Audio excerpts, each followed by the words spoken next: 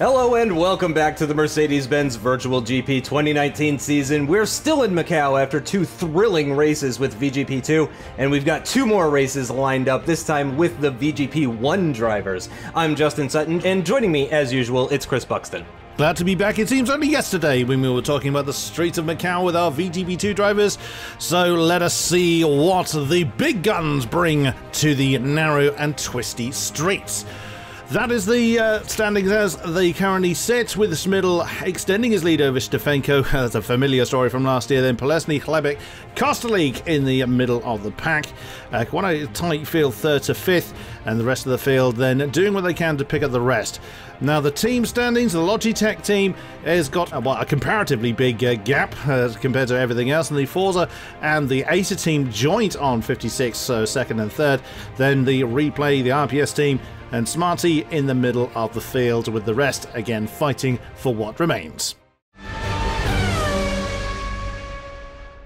Just having a look at the track once again. Of course, it is the same 6.1 kilometer 19 corner layout that we saw in the VGP2 race, and it looks like the exact same conditions. And of course, this was being on the same day as the VGP2 race. Driver of the day last time out at Laguna Seca was Martin Stefanko, the current championship runner-up. And this is how the grid sits, with Schmidl with a comparatively huge gap to Stefanko, nearly half a second, and then not even half a tenth between Stefanko and Polesny. That's very, very close. And the rest of the field, again, very equally spaced, a very close fight for the remainder. But wow, Schmidl once again stamping his authority on this field.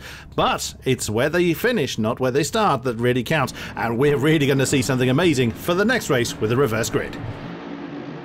As we prepare to go racing, Schmidl on pole in that Predator car. Will he be able to hold on to it at the start, or will he be able to hold on to it when the inevitable full course yellow comes out? And just having a look as they get going, it looks like Stefanko actually already mounting an attack. He's going to be on the outside through the high-speed right-hander, where we saw those full course yellows come out during the VGP2 sprint and feature races, and there are several side-by-side cars as they make their way down into that high-speed corner. Are we going to see any incidents in VGP1? No, everybody is cleanly through.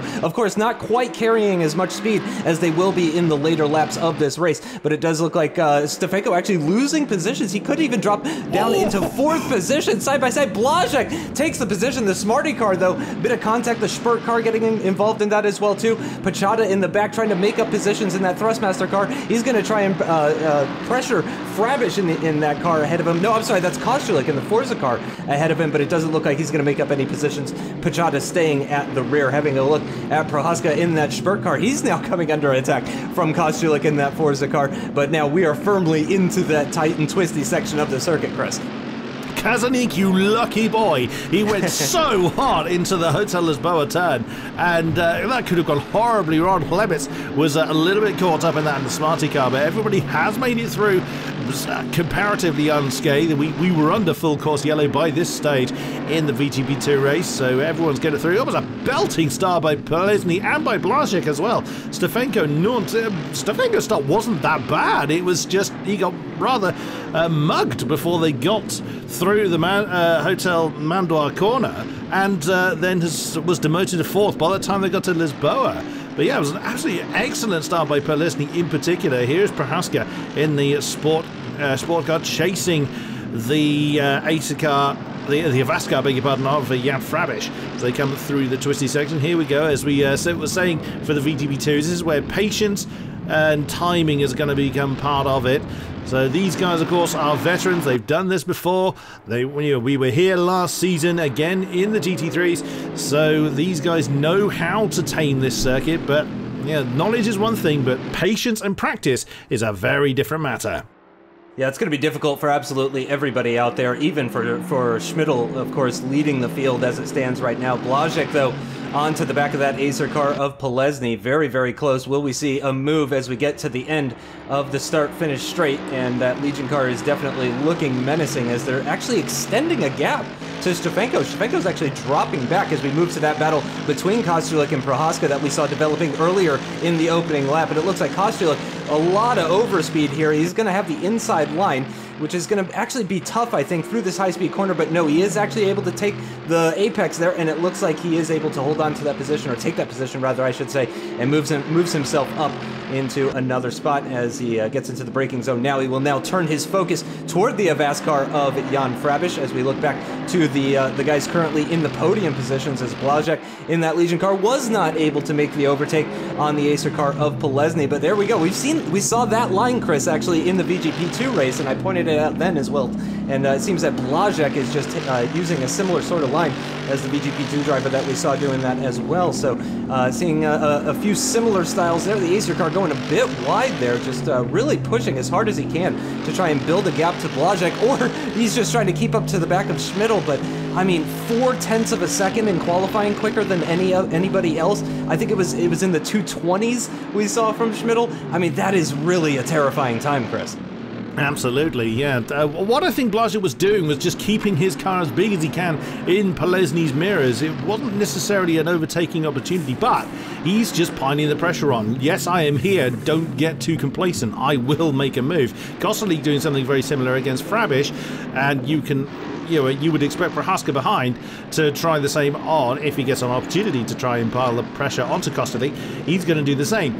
So, these guys know that overtaking opportunities are few and far between, but if you can force the mistake, they may well be able to capitalize on it. But as we saw yesterday, at this very point, if the mistake happens at a rather awkward point, you have a traffic jam. Yeah, big time, and that can really cause a lot of problems for a number of drivers, as we saw during that VGP2 race. But it is still looking very close here between Frabish, Kostelik, and also Prohaska. Pachata just about holding on in the background there as well, too. He is on the harder tires, which could play dividends later on in the race. I'm only just noticing that. I know we're already 5 minutes into the race, but yeah, he's on the mediums, and that could potentially play into his hands as these laps tick by. But continuing to battle for 8th position, a sizable gap has formed between Kazanik in the Logitech car and Frabish in the Avast car, so we're already starting to see that gap. It's actually bigger than the gap that we're seeing at the front between Schmidl and Polesny. Stefanko has closed up to the back of Blazek as well, as we can see that on our screens now. There's the Benzina car running within 1 second of the Legion car, but none of them able to mount any sort of overtakes. It seems very, very evenly paced between all of these guys. Now, this is just the sprint race, of course, so this is going to determine the grid for the feature race, and just to remind everybody, in case you missed the VGP2 race, the top 6 are going to be reversed as we get that great shot of Polesny fighting the car through this tight and twisty part of the circuit, and you can see how much they're having to work that steering wheel, and they're getting all of that force feedback through the bumps as well, too. That really, really forces you to use your arms, get those muscles out, and try and hang on to this car. And he's doing a great job, though, I have to say. Blazek got ahead of Stefanko early on in the race. He's holding on to it. He's got good pace, keeping up with Polesny. Again, no major attacks that we're seeing within this top 4. We haven't seen a ton of side-by-side action since that opening lap.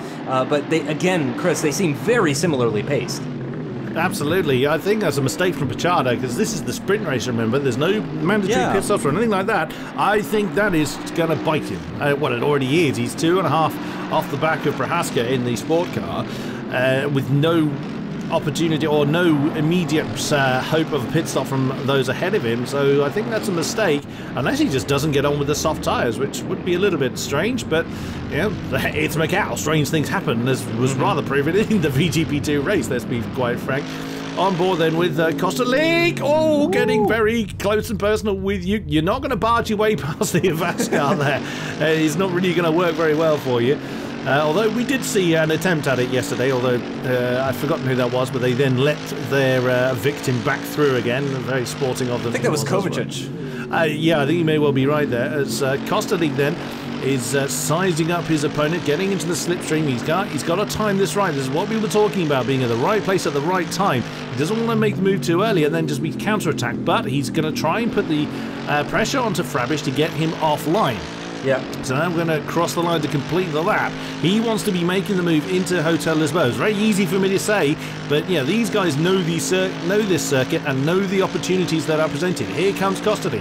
Is he going to try and make the move before they get to the Mandar? Oh, he got along alongside me, he's backed out of it. That's exactly what I was thinking he was going to do. He wanted to put Frabish offline, and that's exactly what he's done. He's made Frabish defend the inside line coming through that very fast right-hander. It's caused him to bounce off the wall, lose that momentum, and Kodiak is gaining the position, but has he? He's trying to get out of that 8th position, and he's got him. He's took him a couple more corners than he probably would have wanted, but that is Kodiak up to 8th in the Forza car. Very well done. That was a masterful overtake. As you said, I think that's exactly what he was trying to do. Put him offline through that high-speed corner and then just take advantage. He went slow in, fast out, got on the accelerator nice and early coming out of that corner. Because, of course, when you go side-by-side, you're not full throttle through that corner at all. Not even with the incredible downforce and driver aids on these GT3 cars. So, yeah, fantastic move for Kodiak. I'd say early contender for driver of the day. Don't forget we have that, of course, on our Facebook. If you guys spot somebody, a particular move or a particular performance that really stands out for you, make sure you let us know who your driver of the day was. But we're continuing to focus on this battle for 2nd position, and I have to say, Schmidl's really not breaking away. He could be taking it easy. He's never taking it too easy, is Michael Schmidl, as we know, based on his records in the past. But he could just be managing that gap, making sure he's not losing too much time. Oh man, that part of the circuit is really not for the claustrophobic, as we have now turned to our focus to the battle for 5th position. We haven't really been looking at this now for a little while. Sikora and Hlebets are running in very close formation. They have kind of dropped off the back of Stefanko, so we kind of have a 3-way battle going on for 2nd position, a 2-way battle going on for 5th position, and then of course we've also got Kostulik, Frabish, Prohaska. Those guys are pretty close, although Prohaska is starting to drop off now as we get into the second half of this sprint race. Rejoining the battle for 2nd position, though, it seems that Blazek certainly much closer to Polesny than Stefanko is to the back of him, and there you can see that gap between the Legion car and the Benzina car behind. And will he be close enough? Will Blazek be close enough? Will he have enough speed to close up to the back of the Acer car? It's still 2 or 3 car lengths as they get into this high-speed corner, so I don't think he's going to be close enough. This could be a setup issue here that we're running into. It just seems that Blazek just doesn't have the top speed. If anything, he's actually dropping further back from the Acer car as they make their way down towards Hotel Lisboa, so I really think Polesny might have the better setup for this circuit here, Chris. Could well be, or Blazek is just, he realised he wasn't going to be close enough, so didn't want to force the issue. He could well have backed off. It's impossible to tell from that off-board shot. That is Prohaska and Brachada that we're looking at the moment, challenging for that 10th position. The Thrustmaster car now closed in on his prey, so maybe Prohaska has made a mistake somewhere. He has really fallen off the back of Jan Frabish in the Avast car. So, again, Brachada's showing he's willing to fight no matter where he is, and he's certainly got the pace to keep up with those ahead of him. Oh, and as a reminder, that is the actual leader of the race, not Polesny, who's actually racing somebody once again. Schmidl looking for, this would be 16 straight victories if he can convert this into a win. I think 16 straight pole to victories, except for the one occasion he had a penalty to serve, so he couldn't have started in pole, but I think he was quick enough to be pole on that occasion. That was Laguna Seca. So Schmidl's unbelievable record will continue, but if he can win from 6th in the sprint race here, oh my goodness me, we'll have to amputate a leg or something. We'll have to give him some kind of handicap. Start him in a Ford Fiesta or something. It's going to be absolutely unreal. Give him a Mercedes A-Class road car to race against these things. Just something to handicap him. But again, no disrespect, but Schmidl has been absolutely just world class. Everyone in this in VGP1 and 2 are incredible racers. Let's not detract from any of them. Some of them have good or bad days, but they're all absolutely amazing races. But Schmidl, once again, stamping his authority on this particular race. But, as mentioned, they've all been here before. I think Brachada is the exception. He's the newcomer to this league as a regular driver, so he may not be as familiar with the streets of Macau, but the rest have certainly done this track in this car before. So, again, that extra bit of knowledge can really help. Wow, Blazek already has fallen off the back of Polesny. That's a second between them now. I think your analysis is right. That's probably the lines Blazek took looked pretty good. So I would think Polesny has got an absolutely really streamlined setup. Blazek may be a little bit more on the aero, which will help him close back in the twisty bits. But we don't see many opportunities happening in the twisty bits. Oh, there's Brachada. Oh, he backed out of it. That's the fast right-hander. That's the Mandar. So he's backed off too much, though. He was gaining at the wrong point, but he very wisely didn't force the issue. He could have just tried to barrel into that fast right-hander side by side. We rather saw what happens when that when that occurs in the VGP2 race, so it gets rather ugly. But, you know, well driven by Prachada and well defended by Prohaska. Yeah, extremely well done. It seems that Prohaska he didn't crack under the pressure because, yeah, Prachada was right behind him. He may have been tempted to try and defend that inside line, but that would have put him off at the exit of the corner, and he could have fallen victim to an overtake as they got into Hotel Lisboa. But turning our focus once again to the battle between Sikra and Chlebets, we're not seeing any major movement between the two of them. It does seem that Chlebets is really harrying Sikra. He really wants to try and get by here. He does seem like the quicker car, at least in this part of the circuit, because, I mean, you can see there's about a car length between the two of them as they navigate their way through this very narrow part of the track.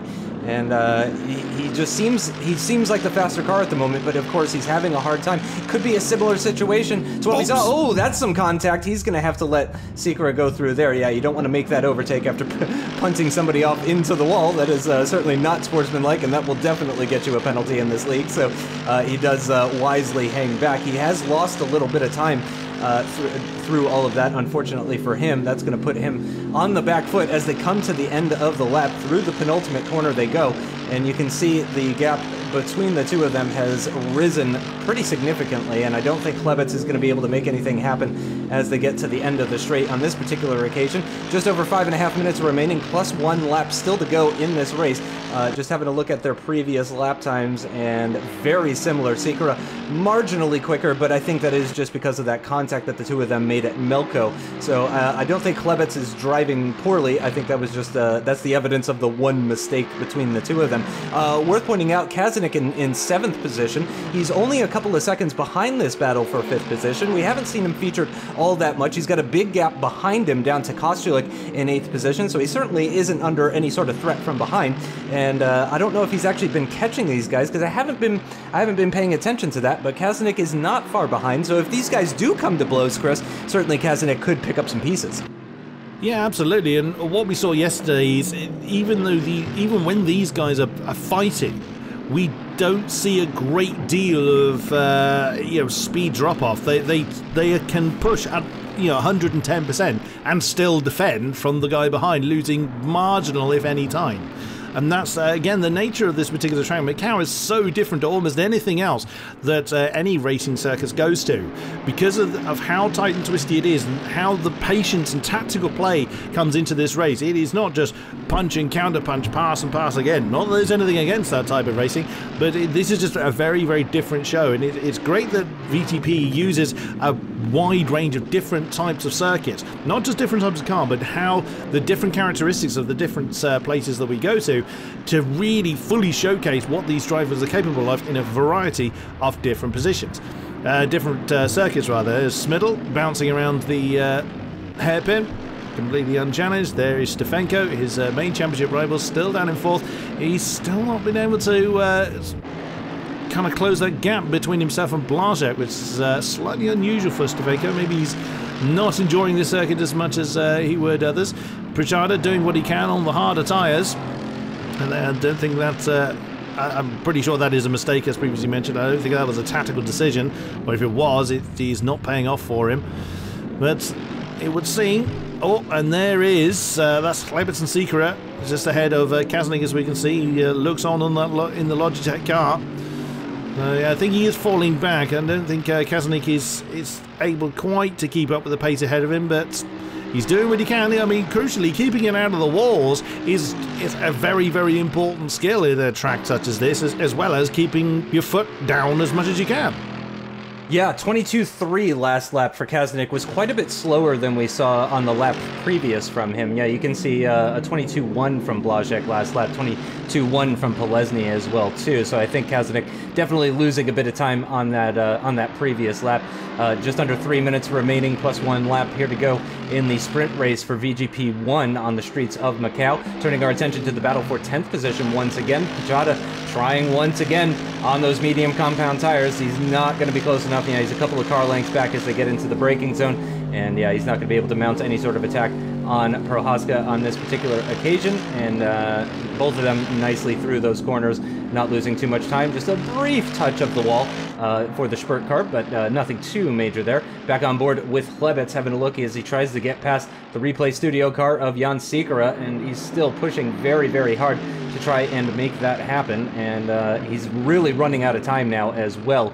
I presume he doesn't have the top speed on the straight in order to make it happen, and unfortunately for him, Sikora is driving quite well at the moment. Very similar lap times, only a 10th difference between the two of them, and I don't think he's going to be making any sort of mistakes. I wouldn't bank on a mistake at this point. As you mentioned, Chris, I have to say, very impressed with the level of driving that we're seeing here today from VGP1. No full course yellows, no major issues.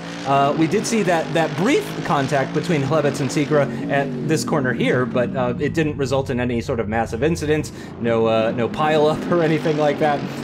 So it's great to see the level of driving. I thought VGP2 did a fantastic job despite the incidents that they had, but VGP1 is putting on a heck of a show here, just showing the caliber of drivers that we have available. The back end just stepping out mildly for Sikora there out of that penultimate corner. I don't think that's going to put him under much threat from Hlebets as Michael Schmidl sets the fastest lap, a 1:20.4.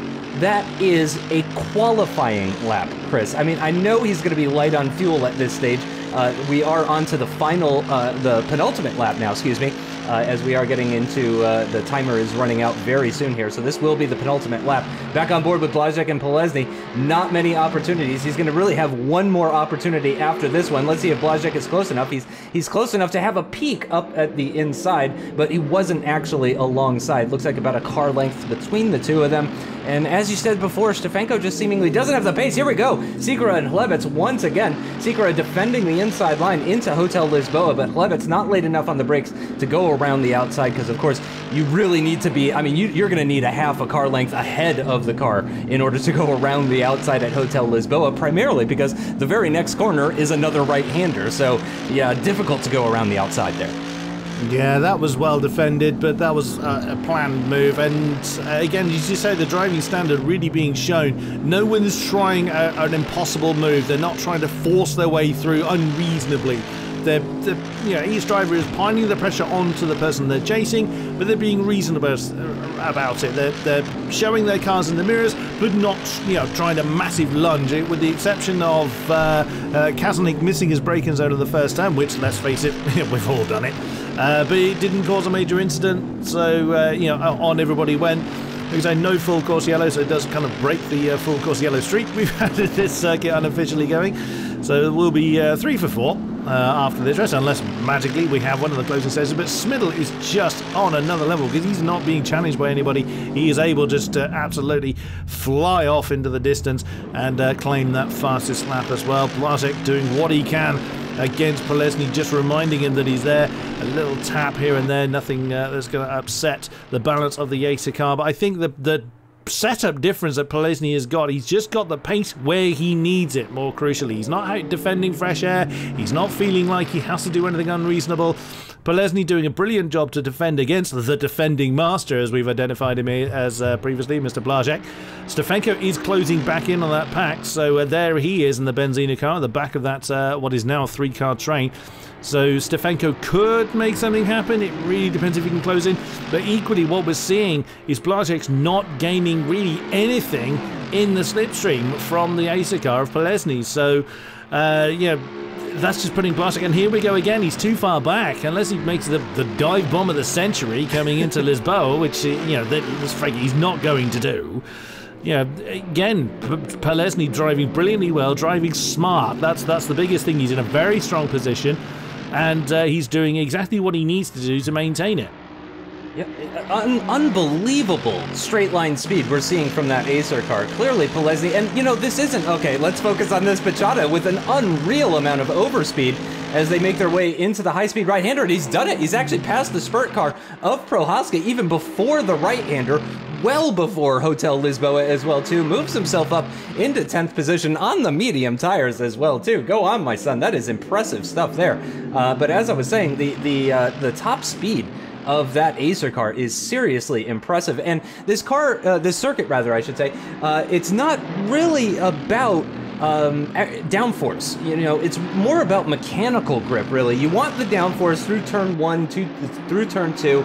A couple of spots in the twisty bits that I'm sure the downforce is very welcomed. However, mechanical grip is really what this track is all about, and I really think Polesny has done an incredible job of setting up his cars to be nice and quick through the corners and simultaneously have that top speed that he needs in order to make overtakes, defend from the cars behind. I mean, he hasn't needed to make any sort of overtakes, but that's because he's not been able to challenge Schmidl up ahead, and there's no other cars ahead of him. It's truly an impressive drive, an impressive setup from Polesny. He might even be driver of the day after that one.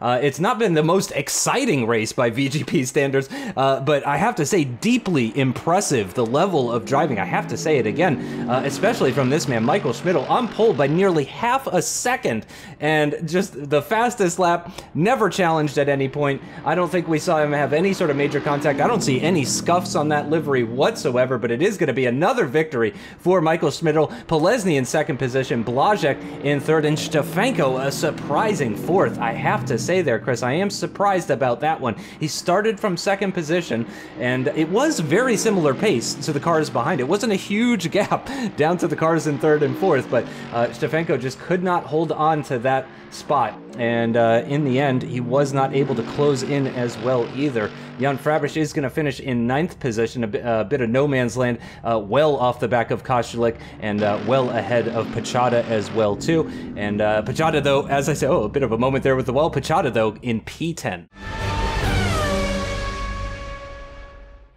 So that is how the podium stands, with Mr. Schmidl once again on the top spot, and a very happy-looking Polesny there, holding on to second. Blazek, brilliant job keeping the pressure on, but again, well defended from Polesny. Stefanko, as you said earlier, just a surprising fourth. Then it's Sikora, Halebitz, Kazanik, Kostulik, Frabisch, Pachada, and Prohaska hitting the wall on the final lap, but just losing the last of his pace towards the end to round out the field. So to the grid we go for the feature race. Really looking forward to this one. Will we see any full course yellows, or will we set some kind of record here, which I think is entirely possible as we prepare to go racing. And it is Halebitz who finished the sprint race in 6th position, who is on pole position in that Smarty car with the RPS car of Sikora behind him, and Stefanko in 3rd, crucially ahead of his rival in the championship, of course. And it looks like he's actually getting a move on Sikora as well too. The Benzina car is going to have the inside line as they make their way down towards Hotel Mandarin. Let's cross our fingers. Let's flip a coin. Will there be a full course yellow as they make their way through the corner? Now it's looking... Oh, no! Yep, and there it is, the Forza car. That was Kostulik losing the back end, and I think he's collected some cars as well, too. Oh, yeah, Prohaska's involved in that as well, too. I think I may have seen the Avast car, possibly. We're kind of focused on the Forza car. There is the full course yellow. Unsurprising as we see the Forza car getting around. There's Prohaska getting turned around as well, too. So it does seem that those two, Kostulik and Prohaska, they are the ones that have lost out the most in all of that. I do believe there was at least 1 or maybe 2 other cars involved in that incident, but it looks like Kostulik is really going to be hurting after that one, and Prohaska as well, too. So they will go to the end of the lap, and they will all get the option of going into the pits. If nobody pits, we'll go racing, assuming that they've all caught up to one another. But if somebody does go into the pits, then we'll have 1 more lap under the full course yellow. So this is everybody's opportunity. Interestingly, Chris, I'd like to point out, Pachada's gone for the softs for the 40-minute race. Interesting. Yep, I think he's got his notes backwards on that one, but I'm sure he doesn't need a reminding of it.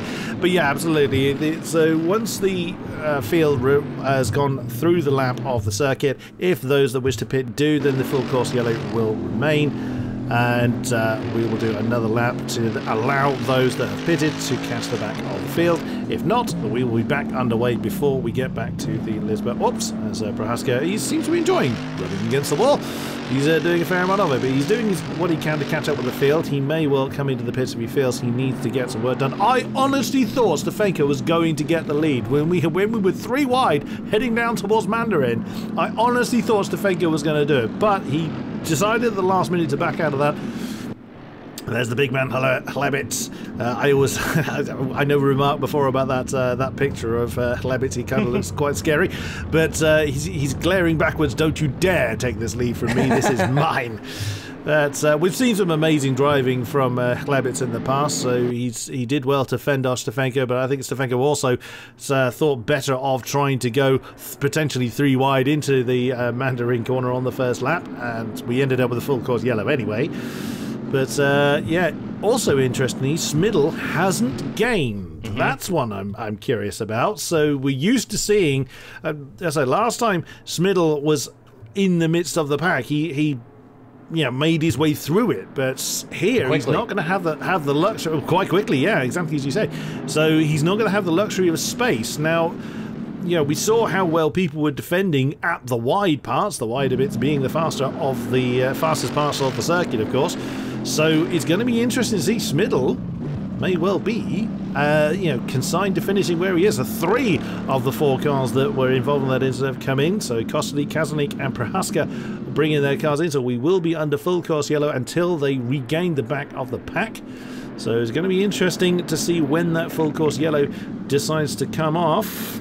But as we had yesterday, as we had with the VTB2 race, it's going to be interesting to see how well people can just manage the nerves, manage the adrenaline, because it feels like an absolute age for these guys. They've had one full race where we didn't have a full course yellow, so the adrenaline, still going, and they know what they want to achieve. They know what they need to do to move up the field. Obviously, Hlebit wants to get away from the field, but that's when they just need to keep everything under control. They need to concentrate on what they're doing. It looks like Kazanik has come out. Not sure if Kostlik. Oh, yep, Kostlik. All 3 of the pitters. Oh no, Kazanik's still in the pits. Interestingly, so he's in there a while. So these guys want to get on with it, but of course, under full course yellow, they have to maintain this speed until the green flags wave again. Yeah, it's 120 kilometers per hour, 75 miles per hour is the full course limit. So you won't see Hlebet or indeed any of the cars behind him breaking that speed, as Kazanik in that Logitech car does get going once again, and of course he's allowed to catch up to the back of them. So he'll be going quite a bit quicker than 120 kph, as you can see him pushing it. Oh, Kostralik there as well too, catching up back to the back of the pack, pushing hard. He's got Prohaska behind him as well. So these guys are, there you can see the train of cars just ahead as they are just catching up now. Sort of around the middle part of the circuit. Kazanik has 30 seconds to catch up to them, and we do need to wait for Kazanik to catch up to the back of this train before we can get going once again. So hopefully we'll be seeing that happen at the end of this lap. But Hlebet's leading Stefanko, Sikora losing a position at the start of the race, Blazek in 4th position, maintaining that position ahead of Polesny. Surprisingly, only seeing 1 change of position in the top 6 anyway. I don't remember if Frabish started in 7th or not, but yeah, in the top 6, only seeing that 1 change of position by Stefanko, getting that spot, that 2nd place position ahead of Sikora in the replay studio kart, as we're still under the full course yellow, of course, and we can see Kazanik is closing up to the back of these guys. Of course, through the tight and twisty part of this circuit, the middle part of the lap, you could say, the cars don't really go much quicker than 120 kph anyway. Certainly, they're barely going 40 kph through this hairpin, for example. So I guess that does make it a little bit harder for cars to actually catch up to the back. Getting towards the end of the lap now, they're actually making their way down towards Fisherman's, the penultimate corner, one of 2 90-degree right-handers to finish out the lap. And I'm not seeing Kazanik in the background, and the gap is saying that he's still pretty far behind as we go on board with the Logitech driver now. You can see he's just making his way into Melko now, and they're probably at about the final corner, I would expect at around this point. So he's still a ways back, so I think we might have to have 1 more lap under full course yellow in order for Kazanik to catch up to the rest of them. And he must have had some serious damage, Chris, in order to take as long as he did in the pits for those repairs. Yeah, he did somewhat. It was surprising how long he was there for, but that is the nature of Macau. the speed that the rest of the field is doing is fine if you're on an open road or a freeway or a motorway or something. But the thing is, in a racing car, it feels so slow. Because, again, we all know what speeds these guys want to do. They've practiced and practiced at full racing speed, but it feels horrid when you're just trundling along at this kind of speed. So, in legal limits, and there is Kazanik nearly catching the back of the pack, so he will be joining the back of the train very tight. Here we go. So, yeah, it feels just horribly slow. You just want to get on with it. Now, who's going to be the one that gets the great timing? We saw this yesterday. Oh, look at that. That was Sikora defending immediately from Blazek. And I think probably from Smiddle as well. They're thinking about what Smiddle and the Predator cars are going to do. So everyone just works their way through. Because the green flag came out quite close to Hotel des Beaux and no one hit it at racing speed, so there hasn't been a great deal of position changing going on. Smiddle has gone ahead of Blazek, I think. So the Predator car and the Legion car swap round. So the Master Defender has fallen to the Master Winner, you could argue. The right there is also Kostelik in the Forza car. No one's going to be doing a great deal of challenging through this particular section. So I wonder if Kazanik went for new tyres, which might explain why he was in there so long. But again, we don't know. We don't know what work goes on in the pits. We only see them stationary for an extended period of time. So now Chlebets has got a lot of pressure behind Stefanko. He's eager to capitalise on the fact that his main championship rival is in the midst of the field with very few opportunities to come past. But we've seen what Smiddle can do at Laguna Seca when he's in these kind of positions. As Prohaska stares at the back of Frabish, that Avastcar working his way through the field. But let's see what they do when we start getting to the open parts of the circuit. As I say, they're still weaving their way through. No one's slamming into the back of anybody. So again, the driving standards are getting back up to scratch again. Obviously, someone made a mistake to trigger the third full course yellow out of the 4 races we've had at this circuit this year. So again, still pretty impressive. Let's see how well they do now that we're getting back up to racing speed. Saw Blazek having a little look on Smiddle, so even though he's lost the position to the current defending champion and also the current championship leader for 2019, Blazek is unfazed by that, though, and he would really like to gain that position. He doesn't care what the name of the guy in front of him is, but actually it looks like Smiddle pulling a bit of a gap to Blazek, really piling on a lot of pressure compared to Polesny. Now, a feature of the sprint race that we saw was actually Polesny's straight line speed. Let's see what kind of straight line speed he has compared to Michael Schmidl, though. Will the Predator car have enough to pull alongside before they get into the right-hander? It's going to be very close. Actually, getting onto the brakes, seeing the brake lights come on, that is very surprising, but he didn't want to go side-by-side through the right-hander, doing a bit of light flashing. He's going to possibly move to the inside line, but there goes Polesny. There goes that straight line speed. Oh, in the background, that's the Logitech car. I don't know if he's made contact with Pachada. I see another car in the background there who has yet to get going as well. Yeah, it is Frabish. That's the Avast car. Only just caught the purple on that livery, and he's gotten going as well. No full course yellow for that, though, because that happened kind of towards the back of the field. So no full course yellows coming out for that. Frabish has dropped nearly 10 seconds, over 10 seconds behind the back, as Kazanik loses a lot of time as well, too. He was in last position, so he has gained a position through all of that. No idea who's at fault, if indeed anybody is at fault for that incident, or if it's just a racing incident on that one, because we did not see it. We could just kind of see it in the background. But oh, there's the RPS car of Sikora getting a bit out of shape, making some contact with the wall. It's looking like Polesny could be going on the attack here soon. Of course, Polesny coming under incredible pressure from Michael Schmidl in that Predator car behind him, so he would really like to try and get by Sikora if he can, if only to put a car between himself and the current championship leader on board with Blazek, who lost that position to Michael Schmidl on the restart after the full course yellow and through this incredibly tight part of the circuit. And yeah, no overtaking opportunities presenting themselves here. Indeed, into Melko as well. Really don't want to try and make an overtake. It seems very wide. It's very tempting as you're coming into the braking zone for Melko, but then it tightens right up at the exit, which means no overtaking at all is ever going to work through there. It's just not going to happen just because of how tight it is at the corner exit. Blazek losing a lot of time, actually, after Melko, and putting a bit of a gap between himself and Schmidl, as Schmidl is still straight onto the back of Polesny in that Acer car.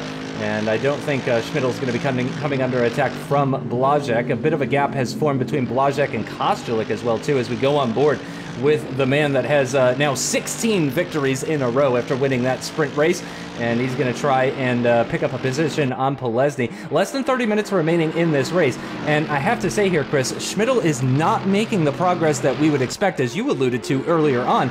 And I have to say, I don't think he's going to be able to win this at this pace. He's just not making the overtakes as easily as he would like to, or as he would need to, in order to win this race. Well, long way to go yet, and bearing in mind he's only about 4 seconds off the top spot. Oh, well, there you go. Oops! He made the move on Polesny, but couldn't slow it down when he got into Lisboa, so he bounced off the wall. Well, Michael Schmidl does actually make mistakes. You've just witnessed it for yourself. Document the day. We'll celebrate it. Schmidl Mistake Day next year. Well, the Magic Michael himself has just bounced off the wall slightly, but up into fourth. Ironic, just as you make that statement, he then completes making me look dumb. It's happened to every commentator, let's be frank. Just as we say something and then gets undone in the very next shot. But you make a point, though. We expected rather Schmidl to just carve his way through the field, and it hasn't happened. But he is still only about 3 seconds off the lead even now. So with 28.5 minutes to go, there's still plenty of time for him to do something about it. So we'll see what happens as the race progresses. But, you know, he can't afford to bounce off the wall too many times. He's having a look now at the back of the RPS car of Secret, who has had a graze with the ball. You know, we commented how many liveries had to be patched up yesterday. The spray cans having to come out, and will need to again after this one. But still, Schmidl's car looks absolutely, you know, showroom new. It never seems to pick up any kind of fault, any kind of dents or anything. But then he's not normally in the middle of the pack, so he's not normally having to kind of fend off anyone. But you were saying that how tight Melko is. It may well be wide coming into the corner, but you've got to take that wide line going through it. So it really only forces you to go through it in one particular way. You can't dive on the inside, otherwise you end up blocking it, because these things can't turn enough to be able to make Melko. If you try and take a tight line through it, they just cannot make the turn. You'd have to do a 3, 5, 10 point turn to do it. So they have to make that wide entrance through that particular turn. But here's Stefanko. Well, he was challenging once again Klebitz in the Smarty car. This is Schmidl on the back of the RPS car of Secret, gaining the fastest that was. He's at it. But wow, he's not gaining at all on Secret, even in the slipstream. There's very, very little movement of the Predator car coming towards the RPS car. So this could be a setup difference. We alluded to this previously, where the setup can really help. But we saw this in the sprint race, particularly from Polesny, actually, when he was defending against Blazek, which he's doing again. So, you know, it's amazing to see how, again, a bit of an obvious statement, but, you know, how well a good setup can help you. But particularly here, when you've got very little overtaking opportunities, setup is absolutely crucial to get right, but also utilizing your setup in the best possible way. You know how you set up your car, whether you do it for the twisty bits as, oh, Jan Frabis in the Avaskar is in the pits. Oh, that is going to spell disaster for him. So you've got to utilize the strength of your setup, whether you set up for the, you know, a slow downforce to be good in the straights, a high downforce to be better in the corners. You've got to utilize it. If you're slow in the areas where your setup is strong, you're making your day that much harder. Oh my goodness, Schmidl, you're not going to try and squeeze through there, are you? I thought he was having a look on the inside of that left-hander for a moment. But interesting, I wonder whether Seeker is actually gaining on the two ahead. So this... The two pairs of battles we may going on here, so for the lead and for third at the moment, may well become one big train, because right behind Schmidl, we can't see it in this camera angle, but looking at the times, Polesny and Blazek are still within a second of the back of the Predator car. Well spotted. So this battle is not resolved whatsoever. Yeah, I actually didn't even realize. There you can see, yeah, there with the offboard, and indeed Kostulik actually pulling into shot. There's Kostulik coming into shot as well too. Prohaska not that far behind him as well, and it's been what, 10 minutes since the full course yellow ended. So yeah, very surprising. Seeing some really impressive pace from these guys. Klebitz and Stefanko have built a 2.5 to 3 second gap or so to Secret in that RPS car behind. Schmidl, of course, going to be looking to try and overtake said RPS car. if he can make that happen. Just over 25 minutes plus 1 lap remaining as they make their way across the start-finish line through turn 1.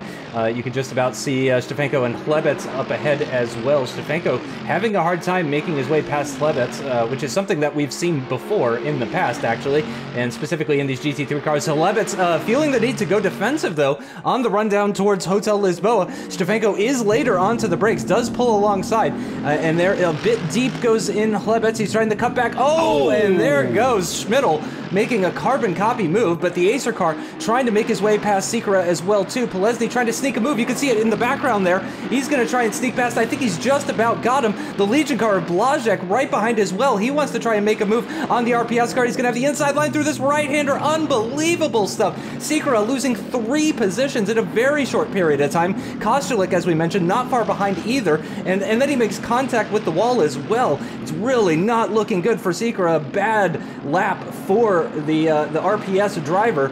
Not going well is this lap at all, and this is something I mentioned before, but Kostulik, of course, will have witnessed all of that. He's going to think that Sikora is really struggling out there, and he's going to try to make an overtake if he possibly can. He's going to be looking for any opportunity to get past him and try and move himself up ahead with the rest of the guys, because already a bit of a gap starting to form between Blazek and Sikora. It's more than 1 second between the two of them, and Kostulik is not going to want that. He wants to try and keep up with the back of Blazek if he possibly can.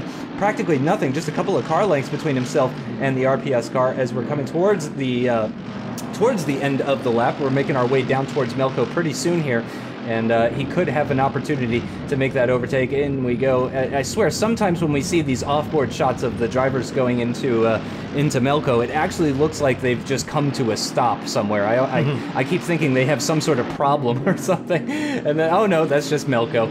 But here we go into the penultimate corner now, and actually, I have to say, Sikora is looking rather safe. He's pulled a bit of a gap now to Kostulik, so I don't think he's going to be... Oh, yeah, incident between Schmidl and Sikora will be investigated after the race, so we'll have some information about that later on. But we return to the leading pair of Chlebets and Stefanko, and Stefanko's a couple of car lengths back through turn 1, picking up the slipstream. The slipstream gets stronger and stronger, of course, as they increase the speed. There's more and more air being punched through by that Smarty car, and the Benzina car is just going to get closer and closer. I assume Chlebets is going to defend the inside line once again. It's worked for him once before. Why wouldn't it work again? Here we go with Stefanko around the outside. He's not going to be close enough this time. He's going to be further back than he was on the previous lap, and it didn't work on the previous lap either. So I don't think I rightfully predicted it was not going to work out for him on this occasion. Schmidl in the background is now released to catch up to the back of his rival from 2019, 2018, 2017, just about every year. I imagine these guys as toddlers, just trying to beat each other in playground games and stuff like that. It's just gone on for decades, this rivalry. So this could very quickly here, Chris, become a three-way fight. I expect it to become a three-way fight. I think the reason why that incident is going to be investigated, I have a feeling that Schmidl has... I would not think intentionally at all, but has just braked slightly too late and nudged that RPS car of Sikora into the wall. And that, I mean, Sikora hit the wall quite hard, so that then put him offline for then Polesny, who made a good move to come through. An excellent move by Blazek as well to follow suit, bearing in mind where they were and how narrow that track is, how twisty and how bumpy it is.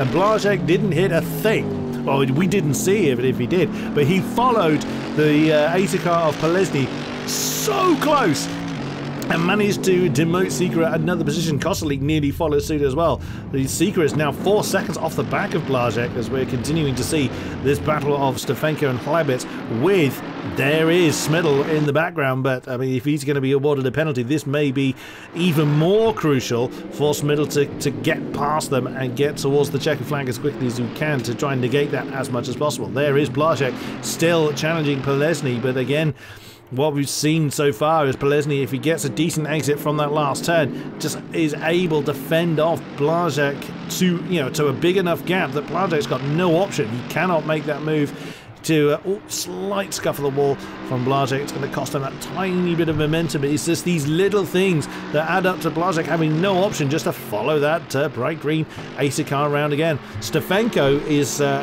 doing a good job to keep the pressure on Hlebets, but Hlebets doing a brilliant job defending exactly where he needs to. He knows where Stefanko wants to go and defends at the right time to force Stefanko to go the longer way around. So Hlebets doing a brilliant job to maintain the lead in the Smarty car. Yeah, really impressive stuff. And I mean, Hlebets, I think, is one of the most improved drivers over the course of VGP, seeing his progress through the league and the way he's gotten faster and more consistent and more confident in his driving abilities as well, too. I would say Hlebets and Kostulik probably the most improved drivers out of the grid, with Hlebets, I'd say, possibly just edging out Kostulik. I mean, there was a time when Kostulik was getting lapped during some races and stuff, and look at him now. You know, he's in 7th position. He's about a second adrift of Sikora. He could easily take that position with the 19 and a bit minutes remaining plus 1 lap that we have in this Mercedes-Benz VGP 2019 Macau feature race. And yeah, we're just having a look though at Stefanko and Hlebets. Hlebets is driving extremely well. The fact that he hasn't made any sort of major mistakes, I think, is a huge testament to his driving ability, because Stefanko will pounce at any sign of a mistake from that Smarty car up ahead. The Benzina driver is pretty ruthless when it comes to that sort of stuff. So the fact that Hlebets is still holding on to this more than 20 minutes into this feature race, really, really, truly impressive stuff. Especially because he was battling with Sikora during the sprint race. So, you know, he was pretty far back as far as the sprint race is concerned, but here he is in the feature race holding his own against a VGP champion. Not the reigning VGP champion, mind you, but against a VGP champion. And he's doing a fantastic job, which, because I've just complimented him, I assume he's going to crash now. We've seen this from Hlebets as well before, earlier in the season, where he's done a brilliant job, and again, one mistake has just thrown him to the wolves. And, you know, of course, we don't hope to see, but Hlebets done a brilliant job. Yeah, exactly as you say, he's really improved very, very well as the season has progressed, certainly from last year as well.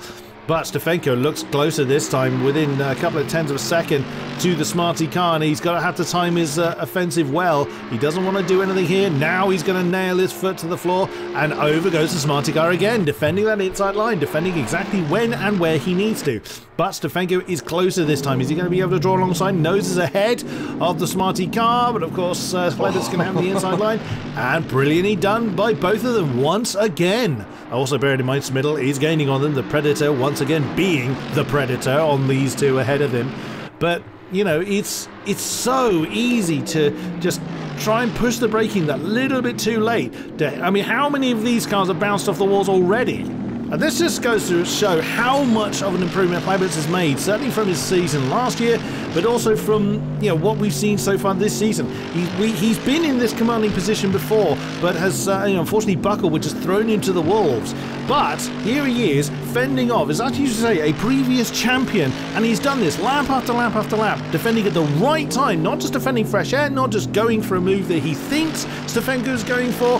That's using knowledge of the track and very smart driving from the Smarty car. Yeah, incredible stuff. It really, if he doesn't win this, I will be disappointed, because, yeah, he definitely deserves it. This has been an absolutely incredible drive. Schmidl, of course, is making his way up to the back of the Benzina car. He's looking to ruin Stefanko's day, to ruin Hlebets' day. He's here to just make two guys very, very sad. But of course, we've seen how difficult it is to overtake, and much in the like an early video game, you know, you consider each character a boss. He's now reached the final boss, trying to get past these two guys, because Stefanko is, of course, picking up that slipstream off of the Smarty car, so that's just going to make him that little bit quicker. We've seen Schmidl make the overtake primarily into Hotel Lisboa, possibly with a penalty as a result of one of those overtakes, but we will have to find out about that later on. Stefanko, once again, very close to the back of the Smarty car. Seems to... He took that apex a little bit better through that final corner, I think. He's picking up a heck of a slipstream here as they get over 230 kph through turn 1, closing up even more on the Smarty car. Are we going to see him lift a little bit? No. Is he going to pressure him? Yes, he is. He's already alongside. He's trying to force that mistake from Hlebets. And let's see, will the Smarty car go wide enough? Yes, this is exactly what Stefanko needed. He's going to have the inside line for Hotel Lisboa for the lead of this Macau feature race. Is he going to be onto the brakes late enough? There you can see the two competitors at the bottom of your screen, and he's done it. Stefanko is through into the lead. He keeps Hlebets behind. Hlebets looking like he wanted to dive up the inside into St. Francisco Hill, but in the end couldn't make that, and Stefanko defended that absolutely brilliantly, and he does manage to stay ahead of Schmidl though, and I had assumed, Chris, that if these two guys started battling, that Schmidl was going to end up overtaking one of them, but amazingly Stefanko made the overtake and Hlebets didn't drop to third. Impressive stuff. Yeah, very well done indeed. Hlebets had to defend from Schmidl immediately. I thought the Predator car was actually going to try and force his way through at Lisboa, but that particular move didn't work very well between him and Sikra, as it would seem to have the ire of the stewards. Well, we don't know that, we just know he's being looked at, so it may well come to nothing, but we will see. But Schmidl is all over the back of the Smarty guys. Again, he's making himself very, very known in the mirrors, just keeping the pressure on, trying to force the mistake. So Schmidl just living up to the name of the team, say, being the Predator in this case. But that was brilliantly done by Stefanko. Exactly as you alluded to, he set up that move well in advance. That's what he's been trying to do, but he hasn't gotten alongside enough to challenge Hlebets into the Mandarin turn. That's where that move really started. Well, you could argue it started from the penultimate turn, from the final turn, from the drive that they both had. But Stefanko was close enough to keep the pace up. He was matching Hlebets to near as damn it the same amount of speed, and then just at the right time he drew alongside and drew Hlebets offline. That was the crucial part. And look at the gap now. That is a second's gap, near as damn it, that Stefanko has over Hlebets. Look at the Benzina car against the Smarty one. Look at the gap he's already opened up. That is amazing pace from Stefanko. Might we finally see somebody else on the top spot? Oh, Blazek! Oh, that could have gone horribly wrong. Blazek seems to be really struggling to keep up with Polesny now. So we're now going to see how well Hlebets can defend against the Predator of Schmidl. Yeah, it's going to be difficult for him, although it looks like he's set himself up for success on this particular lap. About 13 minutes remaining, plus one lap still to go in this feature race around the streets of Macau, but I think Hlebets is going to be safe from the Predator car behind as they get firmly into the braking zone now. A couple of car lengths between the two of them. As mentioned, Stefanko already starting to pull a gap, although it hasn't really extended on that straight, so I think Hlebets possibly with a similar sort of setup as far as top speed is concerned compared to Stefanko. It's tough to tell with Schmidl. I don't know if it's just late braking or top speed or a combination of the two that's putting him past all of these guys, that's allowing him to make these impossible overtakes that he's doing. But yeah, he is right onto the back of that Smarty car now, and he's going to have to sit there for at least 30 to 60 seconds or so as they navigate their way through the middle part of this circuit. As you can see them just in between the trees on this gorgeous, gorgeous circuit, and doing a fantastic job. And Stefanko, it seems, starting to pull out a little bit more now, ever so slightly. This is really his best opportunity to try and pull a gap, and he needs to pull a gap. We know that Schmidl was incredibly quick in qualifying. I wasn't sure if that was about to be an overtake attempt there from Schmidl, but both. Yeah, very, very close it looked like. Indeed, the Acer car actually of Polesny is getting involved in this, and that's exactly what Hlebets would like. For Polesny to start harassing Schmidl, that would be like an early birthday present or something like that. So he would really enjoy that one. So maybe the Acer car can get himself involved in this battle for the lead of the race. I can't believe I'm saying it, and I can't believe Schmidl is trying that move at Milko. That's impressive stuff. He gave it a go. It did not work for him, and I'm sure Hlebets probably didn't appreciate that very much. Probably a bit of head shaking going on at that exact moment. But yeah, definitely a bigger gap. 1.5 seconds or more now between Stefanko and Hlebets, and oh yeah, Polesny is right onto the back of Michael Schmidl, and again, I can only imagine how happy Hlebets is about that. Looking a little bit further back up to Blazek, Chris, you pointed out that he was really dropping off the back. He's got Kostulik right behind him, Sikra not far off in tow as well, Prohaska really not that far off, Pachata as well within a couple of seconds as well, so a big battle it seems starting to form in the midfield as well. Having a look though again at the top guys, Stefanko continues to pull ahead, and here is that midfield battle that I was mentioning before.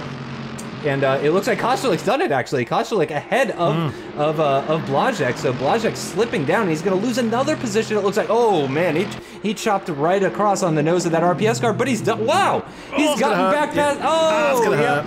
Yep, Kostelik and Blazek make a bit of contact. Kostelik touches the wall as well, too. It's going to lose him a position to Prohaska. Is going to lose him a position to just about everybody. Pachada is going to make his way past as well, too.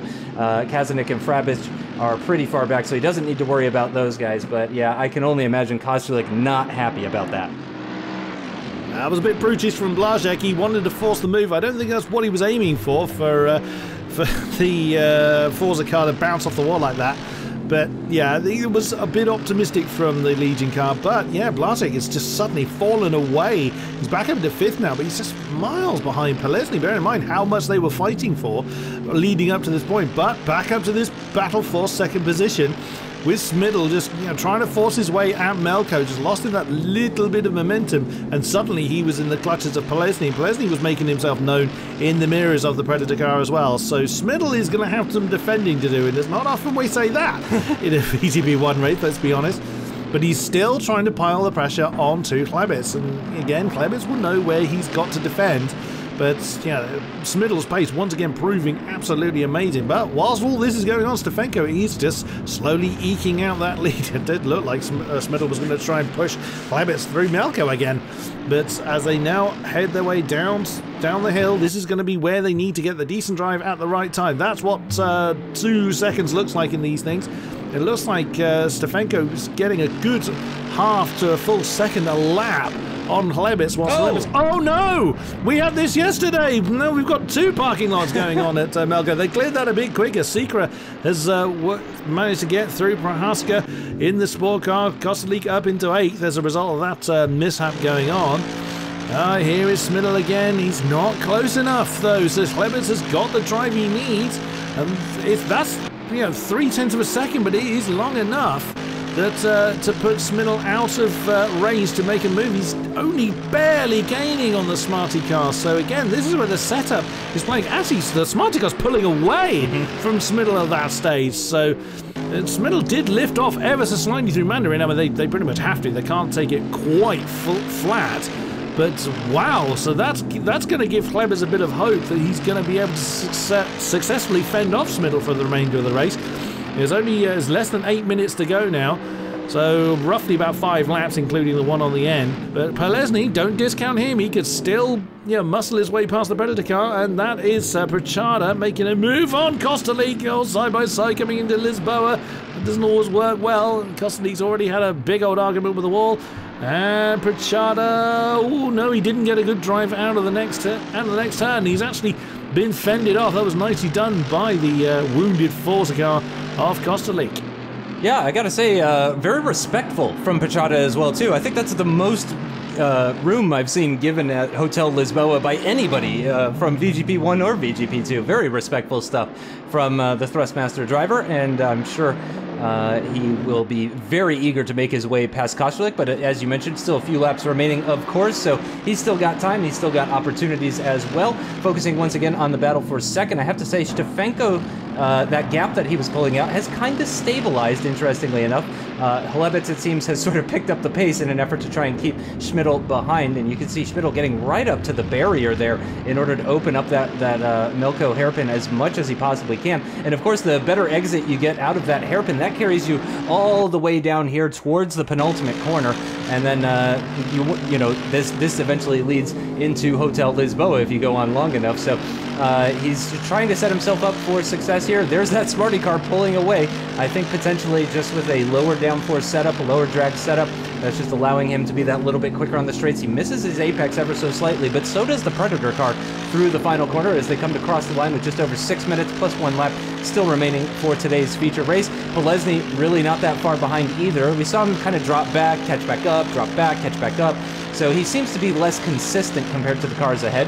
Also, Smiddle seems to be a little bit closer on this occasion than he was on the previous lap. He's not going to be able to challenge Klebitz into that high-speed right-hander, which really seems to be what you have to do in order to make your way past Klebets. He's going to try it around the outside here, but that's something we've seen Stefanko do before, and it's never worked out for him with Klebets, and I don't see why it would with Schmidl, because you know, the difference between them is very marginal as far as these guys' talent level. Schmidl has been the best driver of the season so far, but again, there's very, very little between the two of them, so I don't see why Schmidl would be able to go around the outside at that corner if Stefanko couldn't, and this has definitely helped out Stefanko now. You can see that gap over 2 seconds. You can see that Benzina car just taking off into the distance. Here goes Pachada and Kostulik round 2, once again with the inside line, but again, Kostulik well defended. He seems faster, the Thrustmaster car of Pachada seems faster everywhere on this circuit, except for Hotel Lisboa, so congratulations to him. That is fantastic work from Kostulik to hold on to that 8th, but still focusing on this battle for 2nd position. I really think Stefanko's probably going to be safe at this point. Even if Schmidl does manage to get by Klebets, even on the next lap, I think there's enough of a gap at this point that I think if Stefanko buckles down, focuses, and doesn't make any sort of mistakes, I think he's on for a win, his first win of 2019. It'll be the first win since 2017, and that is not something we would have ever thought we'd say, certainly even at the beginning of last season. That's gotten nasty. Okay, that's gotten really ugly. That was a horrible set of circumstances going on there. I think it was just clumsy more than anything else. It didn't look like Schmidl had gone deep. It was just that tiny impact that threw the Smarty car around, and he's actually having to reverse. Klebets is reversing because there's no room down there to try and straighten his car up, and that's almost sort of reminiscent of Stefanko getting stuck at Spa. I mean, there was literally no room there, so he couldn't get out of that, but that was just what that particular incident reminded me of. Oh dear, what a great shame for a huge shame again for Klebets. Yeah, that's. But he had to go that far down the track to find a point where he could go around. Unfortunately, he got caught by the warring Kostulik and Pachada there. So that's spun him round. But again, Klebets from a really strong position. This was not his fault, though. Last time it was. He made a mistake that threw him down the field. This one was not his fault whatsoever. He just got caught at a very unfortunate time and then stuck in position at Melko. But we look once again at this battle, what is now for 7th, for Kostulik and Pachada. Pachada is being very, very cautious, and you can understand that. You know, he's the fresh face around these parts. You know, but he still wants to make a good impression, but he doesn't want to kind of force his way through. He doesn't want to. Klebets is out. So, well, we did see a huge impact as he span his car around, so that isn't an entirely surprise. Well, so that's 2 incidents for... and whilst we were talking about that, Kostulik has gone too deep into Lisboa, and through goes Pachada, and they're still side by side. Kostulik coming back at him. Okay. Well, in the dying moments of the race, I mean, there's only 2 or 3 laps left at best, so Schmidl will not recover from that. I wonder whether Pachada felt the need to let him through, or he was just a little bit was not expecting Kostulik to make that move. That was a bit of an odd one from Kostulik and Pachada. I think Pachada's just being a little bit too cautious. He needs to get a kind of take a little bit more risk, but you know, no disrespect, men. He's doing very well in his maiden full season, I should say, in VGP1. So doing a good job there. But Schmidl, well, I'm stunned. We haven't seen any kind of wrong step from him at all. We've seen 2 this race, 1 being investigated afterwards, and now a drive-through penalty for causing an impact, and that impact retiring Klebets. Yeah, as you mentioned, he does still have an investigation after the race as well, too, so that could potentially add even more time, but clearly that was a pretty serious incident if the stewards are straight away giving him a drive-through penalty. I'm not sure. He is going to lose a position to Polesny. I don't know if he's actually going to drop any further than that, because the top 4 had such a gap to the rest of the field. I think he very well may likely come out in 4th position still there. And there it is. You can see that contact with the Smarty car. He ends up getting caught, and then he spins the Smarty car around. I've never, ever in my life seen an incident like that. That was pretty shocking. But, you know, once he's already pitched him round, you might as well floor it. You know, you're going to get a penalty at that point. You know, there's no point losing more time by being a nice guy. So just punch it, you know, get yourself out of there. And indeed, he has come out, I'm sorry, in third position. I said fourth earlier, but he does come out in third position. He's still ahead of Blazek, so not much of a penalty, I have to say. But again, just to remind everybody, he does still have another one. This is going to, or another investigation after the race. This is going to be the penultimate lap, and it is going to be a victory for Stefanko unless his engine explodes or a wheel falls off or, you know, some sort of act of God is the only thing that's going to keep Martin Stefanko from winning this feature race around the streets of Macau. And I have to say, he might be driver of the day for me personally, if only because of the incredible drive. You know, he made that overtake on Hlebets, and he did it cleanly. You know, he's really put on a masterclass here today during the feature race, I have to say. You know, he didn't have the best starts, at least in the sprint race. So it's not been without faults. However, I really do think Stefanko, solid contender for driver of the day, absolutely. And he is going to make his way through Melko for the penultimate time in this race. Just one more lap to go for the Benzina driver to pick up his first victory, as Chris said, since 2017, and it's going to be very well deserved. And you know, I said in the intro to the VGP2 race that that Macau is one of the craziest circuits, and clearly that has been proven correct through all 4 of the races that we've had here this year.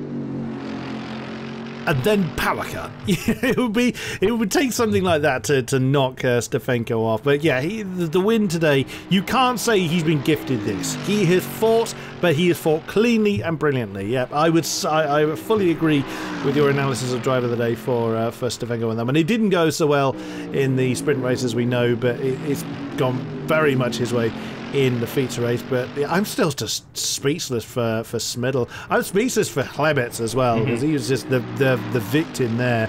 So you know, you can see him in the picture on the right there just before it changed to Smidl. I would imagine he's pretty upset by that, but that's the nature of racing. It can't always go your way. Incidents do happen, and it's certainly no indication that was an intentional move or anything like that. Not accusing Smidl of anything of the sort. I think he just expected Hlebets to be a little bit quicker through Melko, just a little bit possibly too impatient from Smidl, and exactly as you said earlier, once he'd committed, once Hlebets was round, he just needed to get through to get on with it to unclog the blockage. Otherwise, it was a car park exactly down right there. So, yeah, and of course, and then unfortunately the 2 cars got tangled up, and he ended up dragging Hlebets with him, which was just an unfortunate byproduct of the whole incident as it unfolded. But never mind, that's all been and that's all dealt with now. So he served his drive through. He has got that other investigation, so the stewards will decide what penalty to apply. But this man has been almost flawless all race long. It seems your surname has to start with an S to be on the top spot in this league, but there we go. So there's hope for you, Secret. Yeah, exactly right. Yeah, he could be on for big things. Who knows in 2020 and beyond? But yeah, the final attempt at Melko for the Benzina driver, our current race leader and championship contender. And I think he's going to be even more of a championship contender after this result around the streets of Macau. But here comes the Benzina down towards the penultimate corner for the final time. It's been an absolutely wild race, and we did get that full course yellow, and we did see some incidents. Wasn't quite as faultless as far as incidents are concerned as we saw in the sprint race. So it seems the gloves really came off for the feature race here. But through the final corner, you can see the elation briefly. He's still kind of a robot. So he's still there it is. There it is. And he is absolutely thrilled, and I'm thrilled for him. Polesny's going to come home in second position. Oh, you can see the emotion for Martin Stefanko. It's been so long since he's had that winning feeling. It's probably like a drug, you know, and he's finally tasting it once again. Oh man, I'm feeling it for him right now, even as well too. Prohaska, a solid result actually. I think very much worth mentioning. A 5th position for the spurt car of Prohaska. Sikora right behind, not much between the two of them. So very, very close. unbelievable stuff from all of these guys. It's really been an exciting race. Really, though, a day to forget for Michael Schmidl, and I can't believe that's the headline that we're walking away from, Chris. Yeah, I would imagine pretty much everybody is going to be equally as tired. Well, look at Schmidl's face. Yeah, in the bottom left of the shot there. So here we are. Oh, 20 seconds. That is going to cause a huge... And that is what it was for. Yep. Just tapping the back of the RPS car.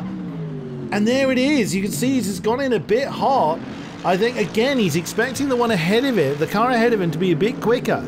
But you can see that he's hit the brakes, so yeah, it's just a mistake from Michael Schmidl that's caused a huge penalty. That's going to drop him off the podium. When was the last time the replay in the bottom right there?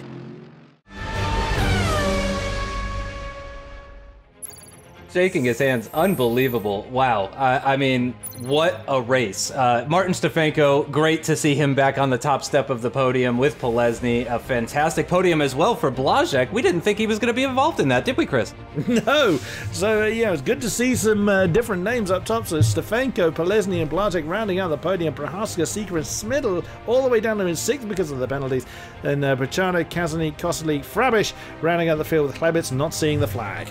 It's really unfortunate. Schmidl does hang on to the lead of the championship, but only by 6 points between himself and Stefanko. Polesny only a further 8 points adrift, only 14 points behind Michael Schmidl after 4 rounds of the VGP 2019 season, and it's a 17-point gap down to Michael Blazek, who's holding on to 4th ahead of Sikora. Just 7 points between the two of them. In the championship, Acer takes a big old lead with 92 points, a 20-point gap down to Logitech and Benzina, who are level on 72, and then just 3 points down to the Replay Studio, 2 points down to the Predator team, 5 points down to Forza, 6 points down to Spurt, 2 points down to Smarty. It's extremely close. Really, it's a vast kind of bringing up the rear, but the season is not over yet. That is going to do it for this broadcast. Thanks, as always, to the entire VGP team, Chris Buxton, for joining me. I've been Justin Sutton. We will see you next time. Thanks so much for watching. Bye-bye.